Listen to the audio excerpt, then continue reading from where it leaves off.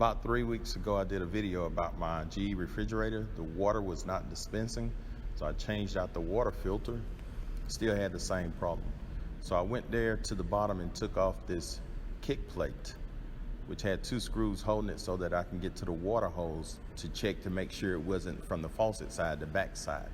So I took that connector off. Once you take the connector off, you can't reuse it. You have to get another replacement.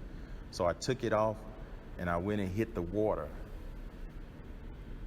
And when I hit the water, water came out. That lets me know that the problem is right here at the front. So I got the hair dryer and heated it all up and took a few plates off so that I can get closer to the water hose.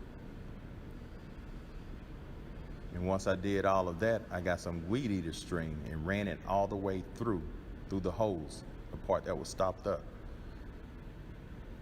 And once I did that, I moved it back and forth a few times and made sure it was clean, and I put the new connector on. Once I put that connector on, I tried the water again and it worked fine.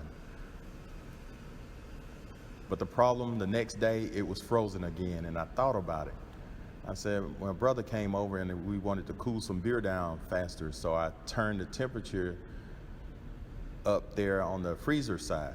So it was set at 5, but I turned it up to I think between 7 and 9. So right now you see it set at 1, and I haven't had no problems with it since. I turned the temperature down to the warmer setting, and even at 1, you're still below 0.